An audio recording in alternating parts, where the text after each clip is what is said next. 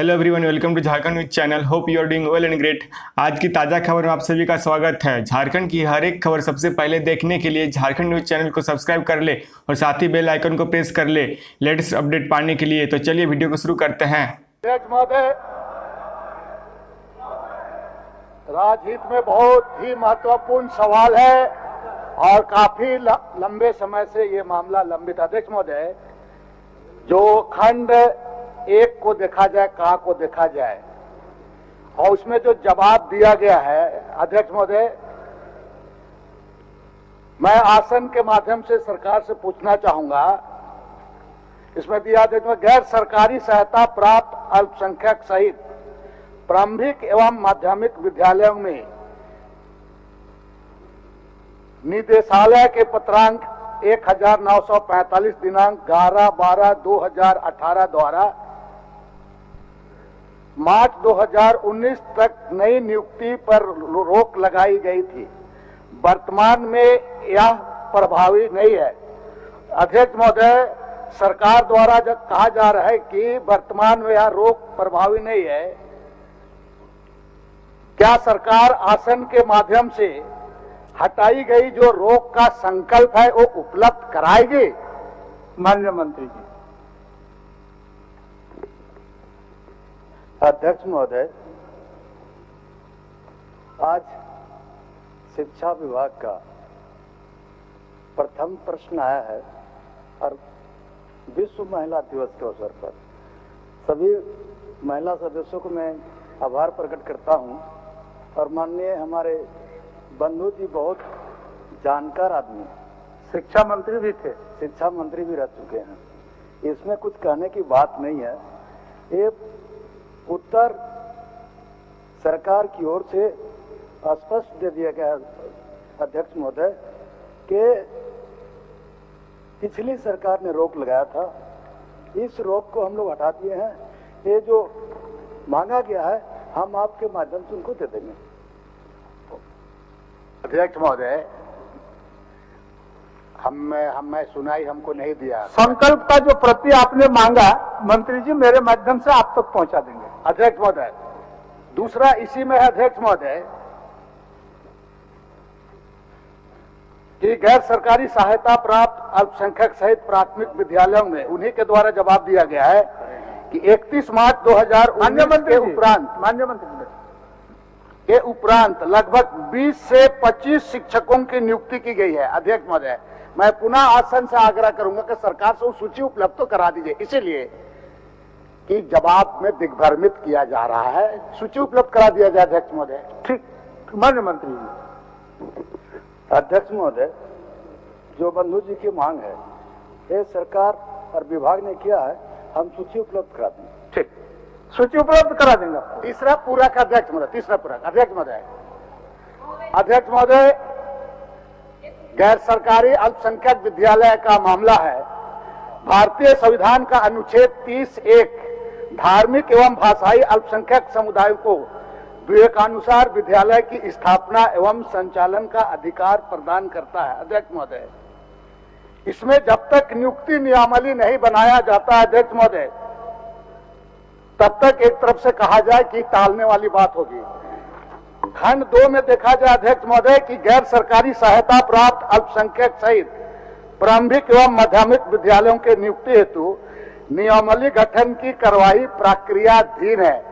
मैं आसन के माध्यम से पुनः विभागीय मंत्री से आग्रह करूंगा कि कब तक एक समय सीमा तय कर दिया जाए कि कब तक प्रक्रियाधीन है। सारा जवाब अगर आप देखेंगे अंशदायी में भी कोई तरह प्रक्रियाधीन है। मेरा आग्रह होगा समय सीमा तय कर दिया जाए कि कब तक प्रक्रिया पूरी कर ली जाएगी। माननीय मंत्री जी। अध्यक्ष महोदय, एक समय सीमा बता दीजिए।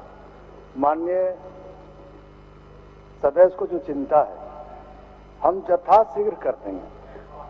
ठीक ठीक, बंधु जी मान जाइए। सर समय सीमा, चूंकि देखिए सर, जगन्नाथ बाबू का यथाशीघ्र पर भरोसा रखिए। सर, ये आपके पास भी लोग आए थे, राज बनने के बाद से ही मामला है, इन लोगों से तो हुआ नहीं। अब हम लोगों से भी समय कम से कम तय करा दिया सर। समय सीमा बताइए। आपके माध्यम से क्या देना चाहते हैं? समय के पहले कर देंगे, जो सोचे हैं उसके पहले कर देंगे। कितना दिन? समय के पूर्व आप जो दिन सोचा है उससे पूर्व। अरे 30 दिन, 35 दिन, 40 दिन, माननीय मंत्री जी कह तो दीजिए। आपका जो चलिए 40 दिन में तो करा दिया जाएगा। 40 दिन, 40 दिन जो आपका चिंता है जी, उस चिंता से हम वाकिफ हैं, वो चिंता दूर करते हैं। ठीक, धन्यवाद। आप बोलिए, बोलिए, आप जल्दी बोलिए, बहुत लंबा चौड़ा नहीं, शॉर्ट में बोलिए, लोगों का सवाल है। अध्यक्ष महोदय, चतरा जिले में टंडवा में एनटीपीसी टंडवा के पास कुछ रैयत लोग धरना दे रहे थे। अध्यक्ष महोदय, कल वो लोग पे लाठी चला सर, वहां पे गोली भी चली, आंसू गैस भी छोड़े गए हैं अध्यक्ष महोदय, जबकि वो 3 सूत्री मांग अपना लेके बैठे हुए थे अध्यक्ष महोदय। वहां का धरना स्थल भी वहां पे गाड़ियों से ध्वस्त कर दिया गया, उसको हटा दिया गया। अध्यक्ष महोदय, मैं उनके लिए न्याय की मांग करती हूँ अध्यक्ष महोदय, कि कोई कमेटी बना दी जाए। अध्यक्ष अच्छा ठीक, आपका सूचना सरकार ले लिया। माननीय सदस्य सुदेश जी का सवाल है, हो गया, आपका सूचना ले लिए सुदेश जी का सवाल।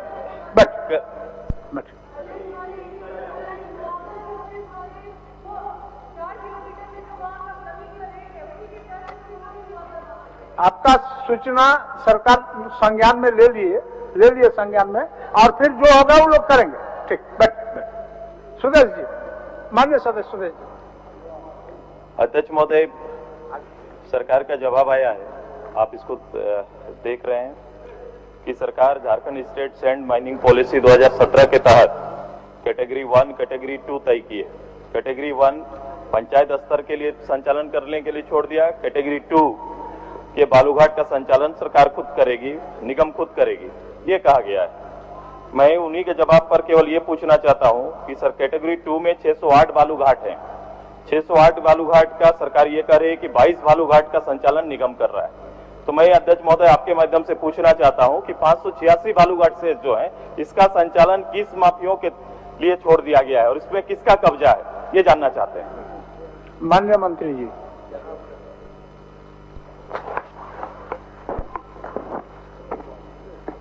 अध्यक्ष महोदय, जिस 608 बालूघाटों की बात की जा रही है अध्यक्ष महोदय, उसमें कैटेगरी 1 में 480 बालूघाट है, कैटेगरी बी उसमें 120 है, और कैटेगरी सी जिसमें 8 बालूघाट है अध्यक्ष महोदय। कैटेगरी ए में 10 हेक्टेयर से जो कम है, कैटेगरी बी की श्रेणी में 10 से 50 हेक्टेयर तक, और कैटेगरी सी जो 50 हेक्टेयर से ज्यादा है। अध्यक्ष महोदय, मैं अध्यक्ष महोदय जवाब दे रहा हूं, आप सुनिए। अध्यक्ष महोदय, राज्य सरकार द्वारा और विभाग द्वारा यह फैसला लिया गया अध्यक्ष महोदय। इसके लिए विज्ञापन भी निकाला जा चुका है अध्यक्ष महोदय। इम्पैनलमेंट की प्रक्रिया जो एमडीओ चयन के लिए अध्यक्ष महोदय, वो अंतिम चरण में है, 15 दिनों में पूरी कर ली जाएगी अध्यक्ष महोदय। तत्पश्चात विभिन्न जिलों के उपायुक्त उसके अंदर पड़ने वाले कैटेगरी ए और बी, जो कैटेगरी 2 के अंतर आते हैं घाट, उसका निविदा निकालेंगे, वित्तीय निविदा, और एमडीओ का चयन किया जाएगा और उसका संचालन खुद निगम के द्वारा किया जाएगा अध्यक्ष महोदय। माननीय सदस्य को यह जानकारी आपके माध्यम से दे रहा हूँ। ये कोई सीधा प्रश्न है नहीं, ये एकदम बिल्कुल आप इसको समझ रहे हैं कि इनको 2 साल से 586 घाट का संचालन कौन कर रहा है, ये बताना है, किनके कब्जे में है। माननीय मंत्री जी, जो पूछ रहे हैं उसी पर बोलिए। अध्यक्ष महोदय, निगम द्वारा 22 बालू घाटों का ये संचालन किया जा रहा है अध्यक्ष महोदय। 506 घाटों का बात कर रहे हैं। उसकी मैंने एमडीओ जो चयन करना है अध्यक्ष महोदय, उसकी प्रक्रिया अंतिम चरण में है। विज्ञापन गया है, 15 दिनों के अंदर इम्पैनलमेंट होगा अध्यक्ष महोदय। उसके बाद उपायुक्त के स्तर पर यह प्रक्रिया पूरी कर ली जाएगी अध्यक्ष महोदय। बताइए। मंत्री जी से जो सीधा जवाब, एक लाइन का जवाब है कि जो 586 बालू घाट का संचालन 2 वर्षों से कौन कर रहे हैं। अध्यक्ष महोदय, डीएसआर रिपोर्ट में उसे चिन्हित किया गया अध्यक्ष महोदय, अभी उस पर कोई लीगली नहीं कर रहा अध्यक्ष महोदय।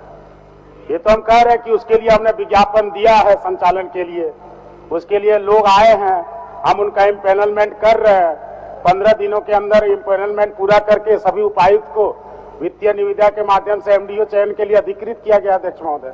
ये जानकारी सदन के माध्यम से सदस्य को कमलेश जी साहब बोलने दीजिए। कमलेश जी, विनंती जी, 1 मिनट कमलेश जी बोलिए।